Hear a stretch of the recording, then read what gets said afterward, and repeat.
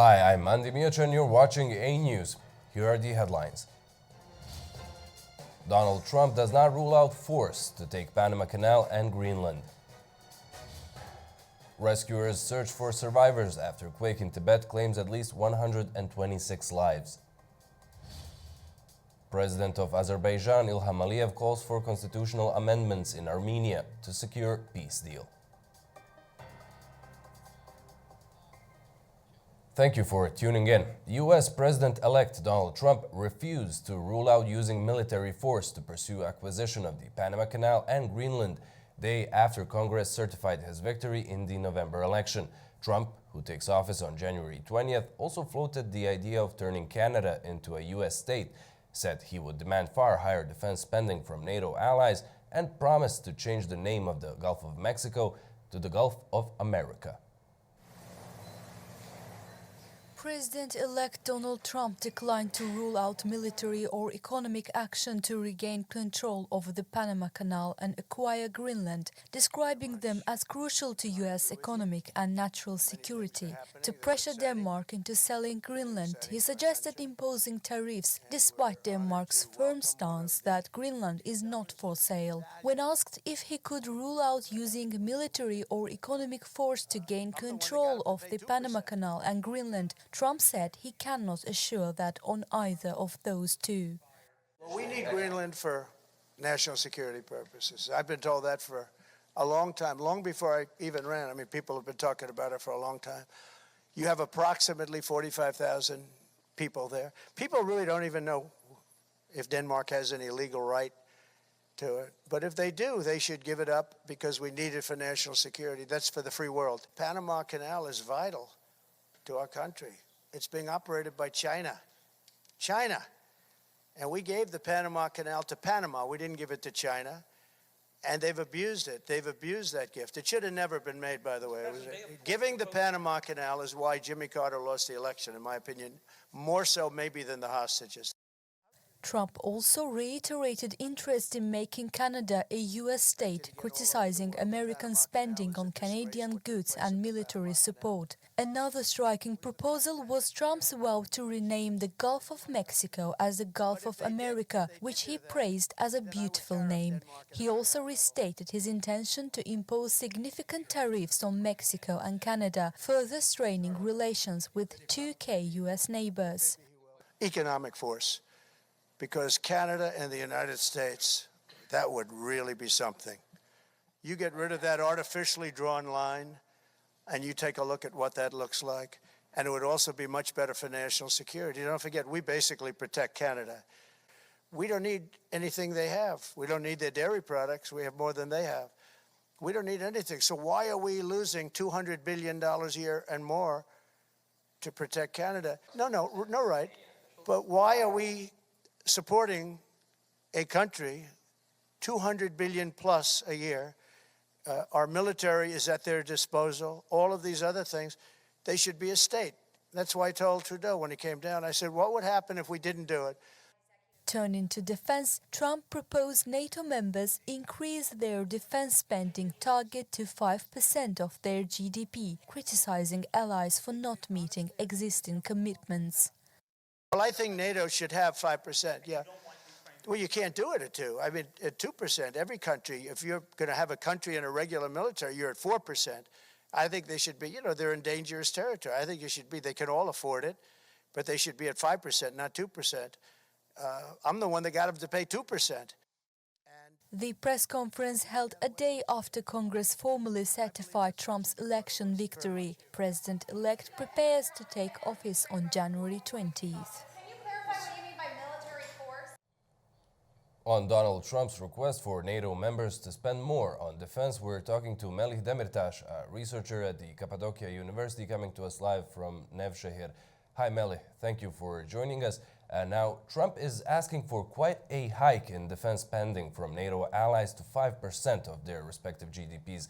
That's more than double of the current 2% goal, which is also not being met by some of the members, most notably Germany, Italy, and Spain. If we look back, Trump used the same argument that the U.S. is paying the bill during his first term. How realistic is this new ask, and what could Trump do if it's not met? Yes, thank you again for this important times interview, because Mr. Trump's coming. International political experts, area experts, and all these diplomats, I think, are expecting now something will change very soon. Mr. Trump actually repeated these words for maybe more than 1 year, and in his first term of presidency, we also saw that the relations between United States and NATO are not so positive.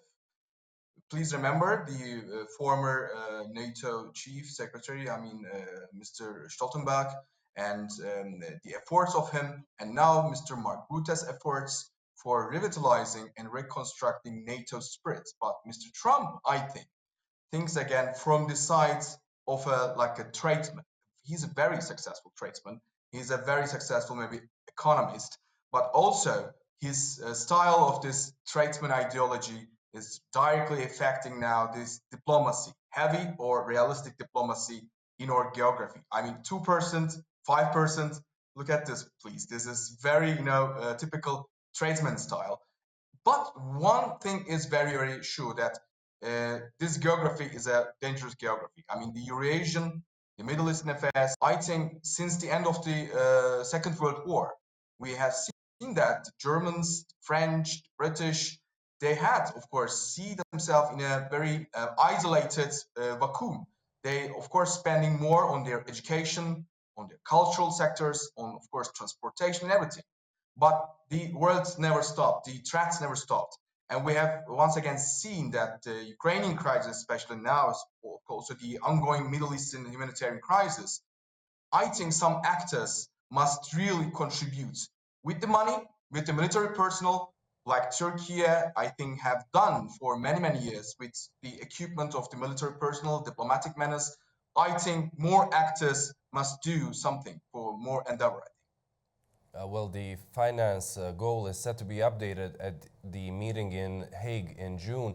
And Mark Rutte said there needs to be a shift to a, quote, wartime mindset. Given that the last goal was set in 2014 and NATO is now faced with, you mentioned it, Ukrainian war, how much could the threshold be expected to rise? The economies are different. I think the European Union economy, the Eastern European new partner, the Baltic states new partners, of course, Turkish economy, as you know, we are in a transition process. We are endeavoring to do our best also with contributing to the budget with our maximum level. But as I said, with the humanitarian and with the diplomatic contributions are also so important. The thresholds, as you said, that 2%, 3% is now the accepted thresholds for especially leading European actors like Germany, like France. But some of them, like these, I don't want to call small states, but in a size or in a population manner, yes, they are small, like the Baltic states, like Greece. They had some threat perceptions from the past, from the historical, of course, scenarios, and they seen the Poland also. They're already exceeded, I think, the 3%. Sometimes they reach the 4%, like Mr. Trump maybe also wished to do. But the NATO has, I think, something to discuss in this new term. What can change in this NATO restructuring, in NATO bureaucratic level? Please don't forget that NATO is also a very huge bureaucratic institution, like the European Union sometimes very harshly criticized. NATO is also so criticized since the end of the Cold War, because there are so many threats. We all know that, from the climate crisis to terrorism to earthquakes and global warming. Of course, NATO had done many things for this changing concept, but still, we must also come together, I think, in a common spirit manner. Think about the United States and Turkey as, for example, changing perceptions in the Middle Eastern affairs. Once again, Mr. Macron, I think, French president, I think 5 or 6 years ago, like this NATO spirit is shaken, or the brain dead, the famous word. The brain dead is also coming to NATO members, he said. So somehow, for I can say half and half, it can have a truth in the saying. And I think Mr. Trump, in his own way, saying this, because we must prevent this brain death, we must do something. We must come together to think about these thresholds. Yes, this 5% is sometimes it's a very big threshold for some countries, also for Turkey maybe. But we can come to discuss first for Mr. Trump and also United Kingdom and Turkey as the other leading partner of NATO. You have already mentioned that some member states have surpassed the 2% mark. Poland, for example, is already near Trump's new ask with 4.7% of its GDP allocated to defense. Would you say that another increase wouldn't be a problem for Poland, the Baltic states, and most recently Finland, given their proximity to Russia? Well, I think, yes, it's again depending on the economies, because the international relations are always contradicting sides with domestic politics. We all know that. These foreign policy makers cannot calculate sometimes the economic crisis, the domestic impulses inside the particular states. As we know that the diplomacy, especially in this time, must take into account these domestic affairs. Because of this, we don't know the current economic balances in the world. After the COVID, I mean, this economic balances the inflation increases are affecting all the countries. For the small economies, I mean, not small, but stable economies, stable communities, stable population, stable revenues. Yes, such economies, I think, can do something like increasing its spending to 4.5 can be. But for example, for Turkey or for even Germany, think about this German economy. Now, in the last weeks, we all discussed that even in this big, giant industrial German economy, we have seen some problems, some negative sides. So for these new coming elections, also in such member countries like Germany or like also in other partner countries, I think the dialogue is first of all must be under the table of this NATO headquarters. And as you said, we can maybe have different segments of partnerships.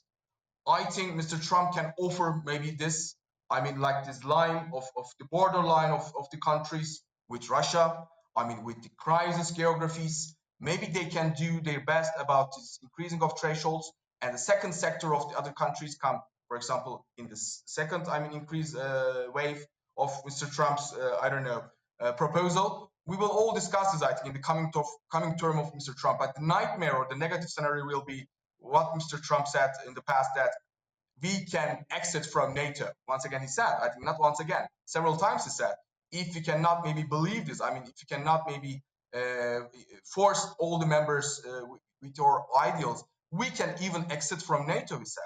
It is very interesting that because the common spirit or the constituent spirit, I think, has come always from the United States. And then we must discuss what will be the new structuring of NATO after such a decision, after such a radical decision. Going back to his argument of US footing the bill, according to data from the Stockholm International Peace Research Institute, the US covered some 68% of NATO spending in 2023, with the alliance's members from the EU fronted 28%. Is Trump's argument solid, given not only the amount, but also the size of the economies? I think we must understand, first of all, NATO is a post-Second World War institution. Second World War is still the worst nightmare in human history. I mean, if you compare the population loss, if you compare this, all these sizes of the construction level, deconstruction level of the countries, we can say that it is the worst nightmare since the end of this Second World War. We have never seen such a worse scenario. Now, NATO also wants to find another spirit, I think, after the end of the Second World War. In the Cold War, we have seen that rivalry between these two important camps, I mean, Soviet Union and United States. But after the end of this rivalry, we have seen that NATO must think again. I think not NATO, but United States must think again what can it's done with this institution. Mr. Trump maybe wants to say this. I mean, like again, half statement, half tradesman. He wants to say this. How can I can make a new marketing project with NATO? Maybe he wants to say, because this marketing project started to be not so fruitful or profitable for many, many nations. Because as I said that in Ukrainian crisis, for example, we have seen many losses of civilian life, and we have seen still a continued deconstruction of the countries in Ukrainian and Russian borders. And now Mr. Trump maybe wants to say that, yes, United States is the leading actor. We must always keep in mind that this institution must change maybe, like it changed in the end of the Cold War. Melih, thank you so much for joining us and sharing your insights. Thank you, Jose.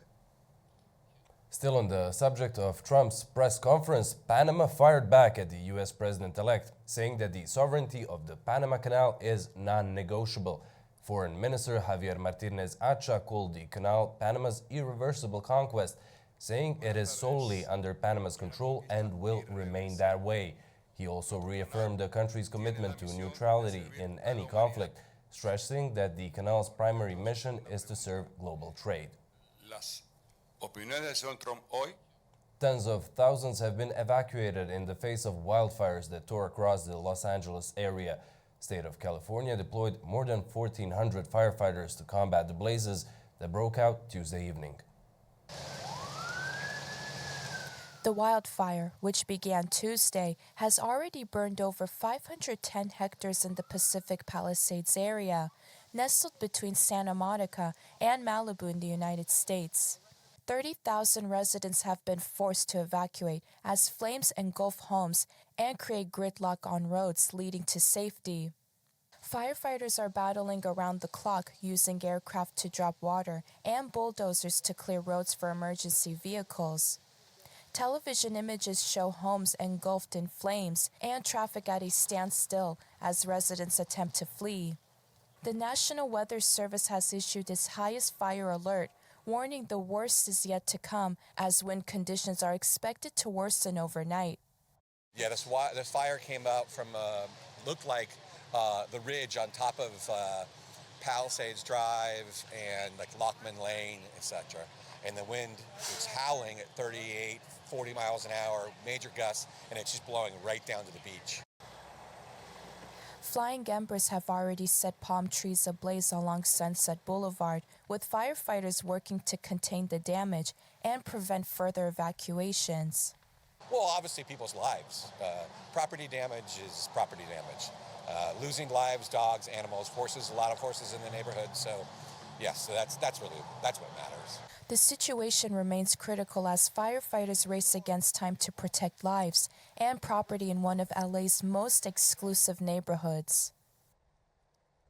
More than 14,000 rescue workers have arrived in Tibet to continue the search for survivors after a strong earthquake killed at least 126 people in a remote part of western China. More than 400 people have been rescued so far, according to Chinese state media. The search for survivors entered a second day.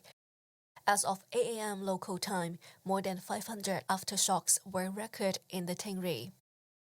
The 6.8 magnitude earthquake hit Tingri in China's Tibet region on Tuesday, with at least 126 people confirmed dead and 188 others injured. Rescue efforts are ongoing to locate possible survivors buried beneath the rubble. Emergency personnel set up rows of temporary housing tents and allocated thousands of relief supplies.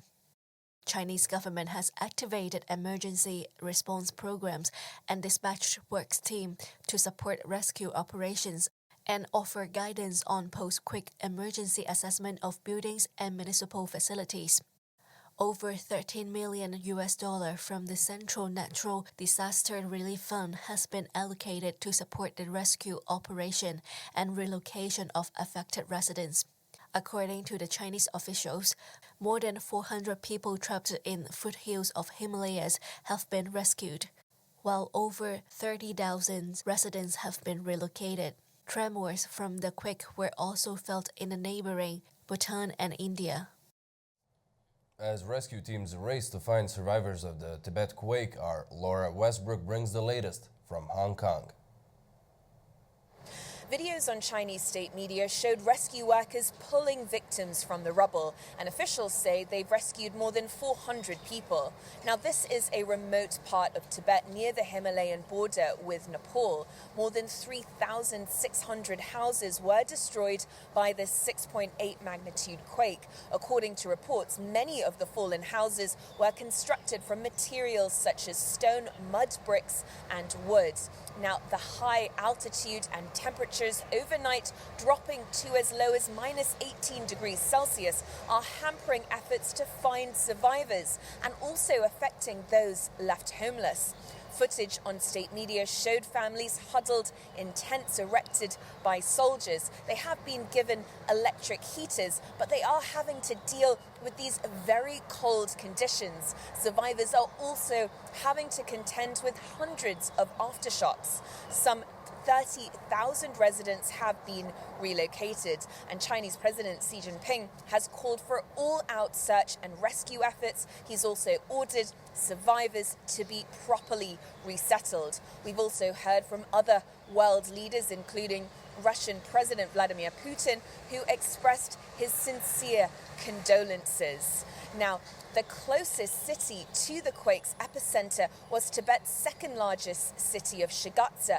This is regarded as a holy site, as the seat of the Panchen Lama, the second highest spiritual leader in Tibetan Buddhism after the Dalai Lama. The Dalai Lama has also said he was deeply saddened and offered his prayers to those who lost their lives. Earthquakes are common in the region, which lies on a major geological fault line, but Tuesday's was one of China's deadliest in recent years. Laura Westbrook for A News, Hong Kong. 3 people have died after a seaplane crashed near Western Australia's popular tourist destination Rottnest Island with 7 people on board. Investigation on the cause of the crash is underway. 3 people have been killed after a light aircraft crashed near the Western Australian city of Perth. The privately owned plane departed Rottnest Island carrying a total of 7 people, including the pilot. It then crashed into the sea moments after takeoff. A rescue team managed to save the surviving passengers, who have sustained injuries. Tragically, we have lost 3 lives. We understand of the 7 passengers, 3 were couples and the pilot. 3 of those people are recovering in hospital, ranging from very minor injuries to a very serious hand injury. We are working with all of those survivors to understand what their observations were of the crash. According to authorities, the crash occurred in front of holidaymakers, including families and children vacationing on the island. The deceased include the pilot from Perth and 2 tourists from Switzerland and Denmark. The Australian Transport Safety Bureau says expert investigators have been sent to determine the cause of the crash. Syria requires $4 billion in aid this year, but only 33% has been funded, said the president of the International Committee of the Red Cross, Mirjana Špoljarić-Eger, at the end of a 3-day visit to Syria. She announced that the ICRC will expand its work in the country, citing pressing needs in the health, water, and power sectors. The president of the International Committee of the Red Cross, Mirjana Eger, has concluded a 3-day visit in Syria. Her visit comes as the country has seen a transition in government following the ousting of former President Bashar al-Assad by a rebel group last month. Now, with an end to a 13-year-long conflict in the country, Eger emphasizes the need to respect international humanitarian law and provide answers for families of missing detainees. There are potentially tens of thousands of missing people that we have not yet identified, but we are already following up on over 40,000 cases. This is a huge task ahead of us. I'm aware that thousands of families are looking for their relatives, and this is an agony that nobody wants to go through. We are working with our partners to be able to inform them as quickly as possible. But it's been years since the ICRC has had access to all detainees, and we see the consequences of it. President Ega visited the cities of Aleppo and Idlib, in which she saw efforts to support essential services like water supply and healthcare, both of which have been heavily impacted by years of conflict. She also calls on stakeholders to protect such crucial infrastructure. If anything happens to the power or the water supply coming from these two plants, it can potentially affect millions of people. So I'm calling on all the parties and everybody who has an influence to protect the sites, to protect at all times critical infrastructure, especially in the health sector, in the water sector, and in the energy sector. Syria requires $4 billion in aid, and the United Nations Office for the Coordination of Humanitarian Affairs reports that only 33% has been funded, leaving a gap of over $2.5 billion. Street vendors in Damascus now provide easy access to fuel, a stark contrast to the restrictions under Bashar al-Assad's rule. Earlier, Syrians often had to wait for government notifications that specified when and how much subsidized fuel they were allowed to purchase. Fuel vendors in Damascus are thriving in the post-Assad era, offering much-needed gasoline and diesel to Syrians, a far cry from the scarcity and state repression under Bashar al-Assad's regime. Under Assad, street vendors faced crackdowns, confiscations, and harsh penalties for selling fuel without state approval. We used to set up our stalls, but they used to come and take our goods. We could not even set up our stalls. We used to set up our stalls in the suburbs. They did raids and crackdowns on us. Some people used to betray us, report us, and they would even confiscate the goods. The security forces, customs authorities, Air Force intelligence, all of them, they would come at us, take everything, and leave us unable to work. Fuel shortages were rampant, with many citizens waiting for state-issued messages to buy fuel. It's completely different. You used to dream of getting into a gas station with a motorbike. As soon as you enter the gas station, they would kick you out and tell you motorcycles are not allowed. You would have to beg them for half an hour just to fill up 1 liter. And sometimes they would not even give that to you.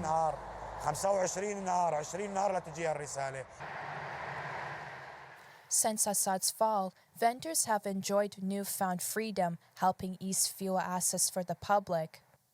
Despite ongoing international sanctions, which limit Syria's ability to import critical goods, there is hope for trade deals in the future. In the meantime, fuel sellers in Damascus continue to operate openly, providing a vital service to locals. Inflation in the Eurozone rose to 2.4% in December, marking the third rise in as many months and damping hopes of a big rate cut by the European Central Bank later this month. The increase, however, was in line with market expectations. Inflation in the 20 nations sharing the euro peaked up to 2.4% last month from 2.2% in November, in line with expectations. It was lifted by more expensive energy and stubbornly high services costs. The European Central Bank cut interest rates 4 times last year and said its target is now within sight. More policy easing is coming, although the speed and timing remain subject to debate. Price growth excluding volatile food and energy held at 2.7%. And the closely watched services component, the single biggest item in the consumer price basket, accelerated to 4% from 3.9%. A strong dollar in recent weeks has been making imports of key commodities more expensive, and that's feeding through to prices via more expensive energy, including car fuel. The dollar could rise even more if the new U.S. administration implements its trade tariff proposals.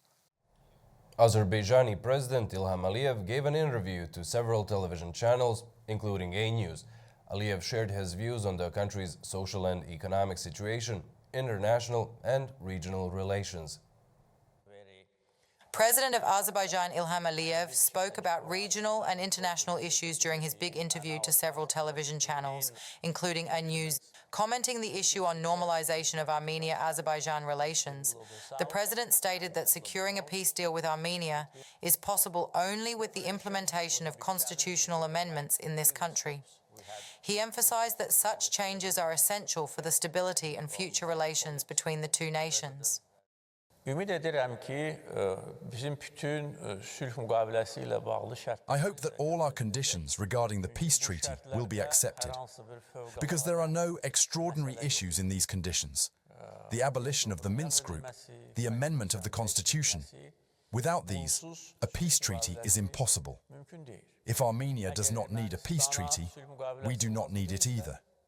We can live and conduct our own policy without signing it. In other words, I would still advise the Armenian side to weigh everything up, including geopolitical changes in the world. Their close friends are being shamefully removed from the political scene. Yesterday, news came that Mr. Trudeau, a close friend of Armenia and Pashinyan, also had to resign. Cənab Trudeau da vəzifədən getməli oldu. President Ilham Aliyev also expressed his discontent with the European Union's actions in the region, particularly criticizing the EU's alignment with Armenia during the normalization process. He highlighted a series of disappointments, including the extension of the EU's observation mission without Azerbaijan's consent, which he argues undermined the trust. It is difficult to say how our relations with the European Commission will develop, but I must say that last year was a year full of disappointments, because it was last year that the European Union unequivocally took Armenia's side in the normalization process. There are many facts, which you also know very well. Of course, the way the so-called observation mission of the European Union was extended did not strengthen, but on the contrary, undermined the trust.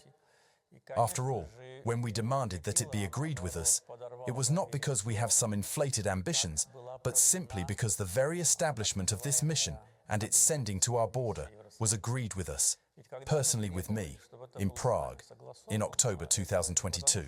If we agreed then that it would be 2 months and 40 people, then that is how it should be. When I agree, even in words, I always stick to these agreements. But in this case, Europe felt that they had the right to violate these agreements.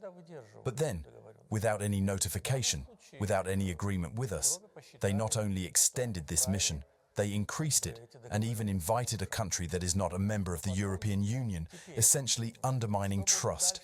Now, what happens next, I don't know. The Commission is new, although some characters are old. But still, it is a new Commission, and what attitude to Azerbaijan and its national interests it will have, the same attitude will be to them. President Ilham Aliyev reflected on the aftermath of the attack on Azerbaijan's embassy in Tehran, which he described as an organized act of terror. He highlighted inconsistencies in the Iranian government's response. He also criticized the actions of certain Iranian officials and demanded accountability for the insults directed at Azerbaijan, insisting that Iran must take concrete steps to address these issues and restore trust between the two nations. It is difficult to analyze the relations with the new government because I have not personally met with the new president. If and when it happens, then I can talk about it. As for the provincial mullah's hateful attitude towards us, this is not the first time. That mullah from the city of Ardabil has repeatedly used insulting expressions against Azerbaijan, the Azerbaijani people, including me. The question here is what the attitude of the person who appointed him to that position is. After all, he did not come and sit there on his own. We know very well who appointed him. What is his reaction? Does he support this or not? And who will apologize to Azerbaijan? Will they apologize or not? The regret in the statement of the Iranian Foreign Ministry is not enough. There was an open insult. Both the presidents of Turkey and Azerbaijan, our peoples, and during a live broadcast at an official event. And only regret. This, of course, is unacceptable. Therefore, we believe that the provincial mullah should be punished. At the very least, he should be dismissed from his post and made to apologize to Azerbaijan. This is the point. və Azərbaycandan üzr istəməlidir. Bax, məsələ bundadır. President Ilham Aliyev was also asked about the Israeli-Palestinian conflict. He reaffirmed Azerbaijan's long-standing position of supporting a two-state solution. İsrail-Fələstin məsələsində də bizim mövqeyimiz dəyişməz olaraq qalır. Our position on the Israeli-Palestinian issue remains unchanged. We have always been in favor of the creation, in other words, the existence of two states. The creation of an independent Palestinian state will put an end to this conflict. I think everyone should understand this. As you know, we have been supporting the Palestinian state for many years, politically, morally, and materially, and this continues. The Palestinian embassy has been operating in Azerbaijan for many years. We have also opened a representative office in Palestine, and of course, the sooner this conflict ends and a ceasefire is declared in Gaza, the better it will be for everyone. Atəşkəs elan edilsə, o qədər də hamı üçün yaxşı olacaq. Talking about Middle East issues, President Ilham Aliyev expressed strong support for the positive changes in Syria. Türkiyənin marağında nədirsə bizim də marağımız. Whatever is in Turkey's interest, it is in our interest too. Our security is the same, our interests are the same, and our future is the same, both in the Middle East and at the same time in Europe. We touched on this issue a little. A completely new situation is emerging. A strong Turkish factor will play a key role here. We are with Turkey. In other words, our power will increase even more. The vast geography encompassing Europe, Asia, the South Caucasus, and the Caspian Basin is already a serious geopolitical factor in itself. Military power, political power, economic potential, unity, and today it is impossible to see countries so interconnected as Turkey and Azerbaijan anywhere in the world. Therefore, we are very hopeful, and the changes in Syria make us very happy. First for Turkey, and secondly for ourselves. Because for 12 years, we have had no relations with Syria.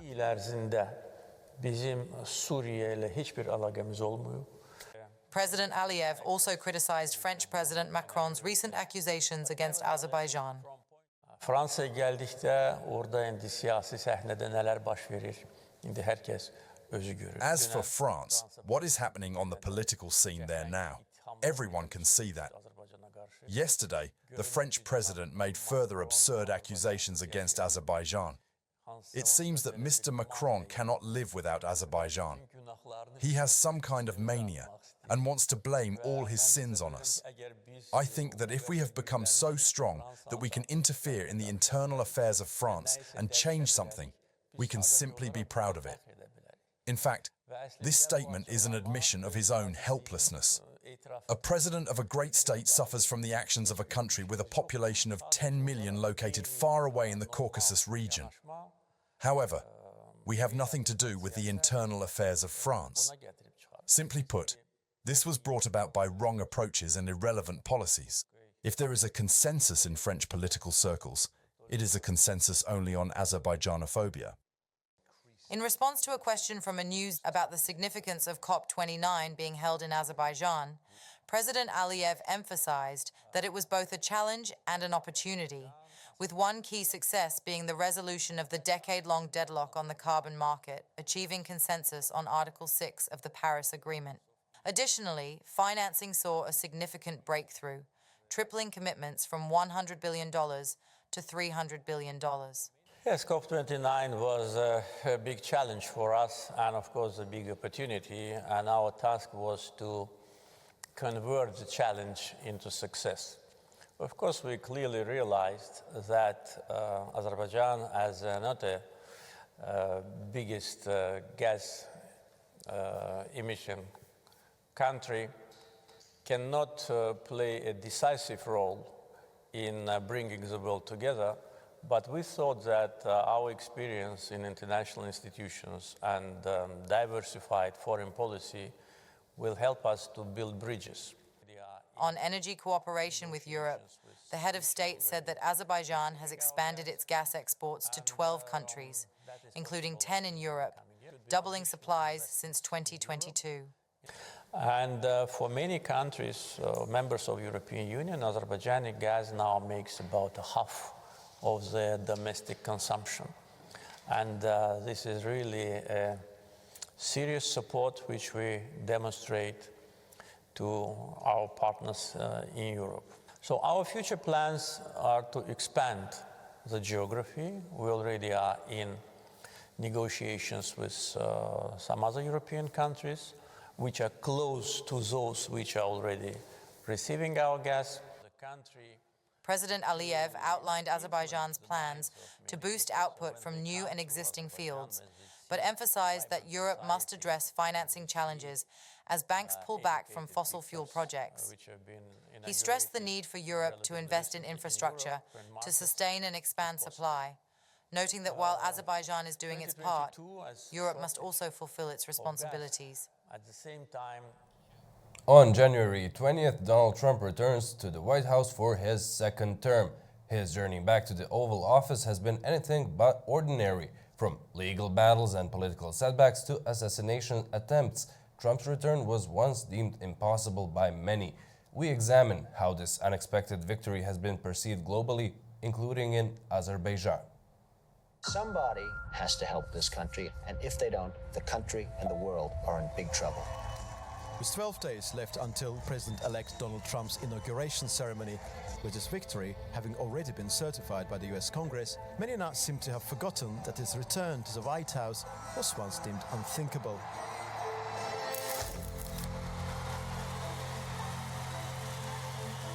For the man himself, a comeback in some form or shape has perhaps never been a matter of if, but that of must, even when he bid farewell to Washington on a cold January morning in early 2021.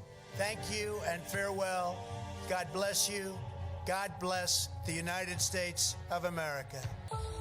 In the years that followed, Trump faced tribulations and trials, being squarely blamed for Republican losses, and many external observers did not deign to consider his journey from a diminished ex-president to a victor clinching last-ditch triumph as remotely possible. This was the case in July 2024 too, as Trump was doing his level best to turn his legal woes into fuel, nurturing voters' anger, capitalizing on public discontent engulfing the country over inflation. He was also making his way through indictments, convictions and assassination attempts. Even when he stood surrounded by Secret Service agents, raising his fist in the air, shouting "Fight, fight, fight," after an assassination attempt made on the 13th of July, not his prospective victory, but future glory's failure that many thought would be possible. However, unpredictability, a quality generally associated with Trump's personality, was perceived in a different light by some others.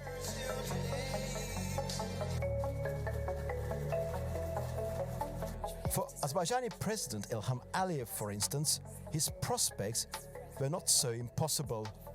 When questioned about the subject at the Shusha Global Media Forum in July 2024, the Azerbaijani leader did not shy away from making his views clear.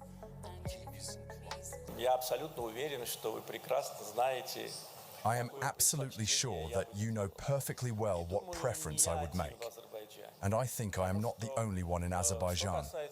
As far as we are concerned, of course we look at this situation through our own prism. The decision will be made by the American people. It is their president that will be elected. But it is also of great importance for the whole world, because the fate of many and many peoples and countries will largely depend on the decisions that will be made by the first person of the United States. Back then, Aliyev also stated that his country enjoyed very fruitful cooperation based on mutual respect, adding that relations with the United States were largely stable under the Republican administration.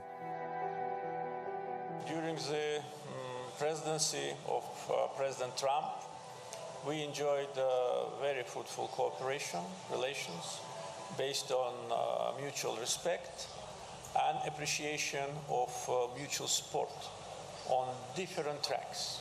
Our relations with the United States were pretty stable, despite ups and downs which happened not on our initiative. Therefore, For Aliyev, Trump's campaign message, built upon an argument that there were no wars under his administration, was something deserving respect. Indeed, this evaluation of the Azerbaijani leader could most certainly be regarded as amounting to, if not an outright endorsement, but a subtle prediction and carefully constructed statement as to his preference. And when asked about President-elect Trump's return to the White House during a press conference on the 7th of January, Ilham Aliyev reiterated his earlier thoughts, reflecting on the prospects of Baku-Washington relations. There is hope. Mr. Trump sends very clear, direct messages with his statements. Now, it might not be possible to analyze all of them, but I can say that the vast majority of them are shared by Azerbaijani society. Therefore, hopes are high. That's why I said that there is hope. There is great hope. This includes the possibility of advancing US-Azerbaijan strategic relations. I believe that if both sides are interested, we can elevate US-Azerbaijan relations to a strategic level.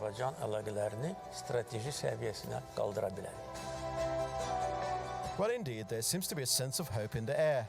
The year 2025 will be different. Of that, there is no doubt.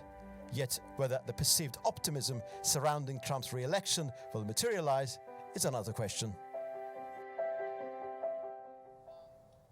SOCAR Turkey has announced plans to invest $7 billion to establish new petrochemical facilities in the coming years.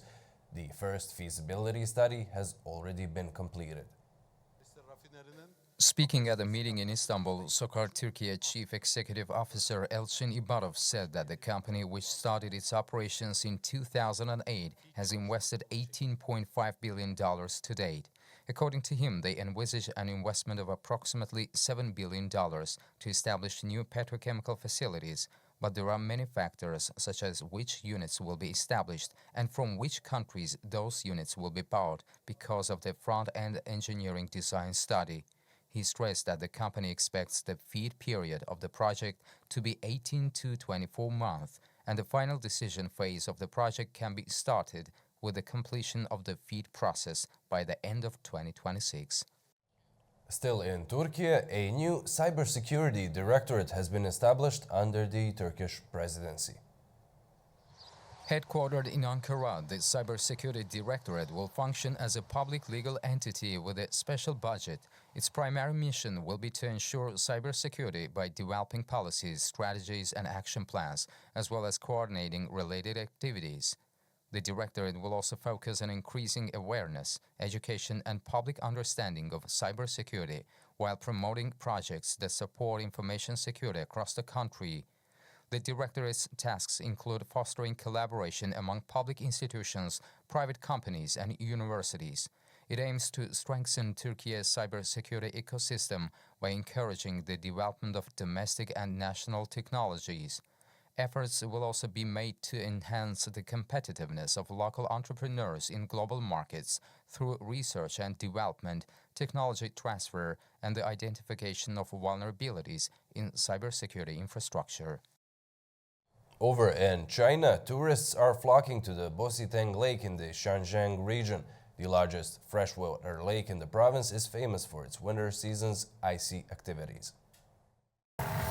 The REACH program around Boston Lake offers tourists folk performances, snow sculptures in unique shapes, and diverse ice and snow sports. Activities such as camel rides on snow, cross-country snow races, and snowmobiling add to the lake's charm. This season, approximately 50 cultural and tourism events will be held at the lake. Highlights include winter fishing, a grand fish feast for 10,000 people, ice and snow tournaments, and desert cross-country races. These events promise to create a true festival of ice and snow for visitors. I saw a lot of ice tourism projects and tasted the local specialities of bohu fish, as well as the boiled pear with the rock sugar. It is really great. Boston Lake, whose name means oasis in the Uyghur language, is the largest, covering an area of over 1,600 square kilometers. This unique natural treasure was known as the Western Sea in ancient times. With its stunning landscapes and vibrant events, Boston Lake attracts both local and international tourists every year. For those seeking the magic of ice and snow, this destination is the perfect choice. Well, that's all we have for you for now. Thank you for watching and stay tuned to A News.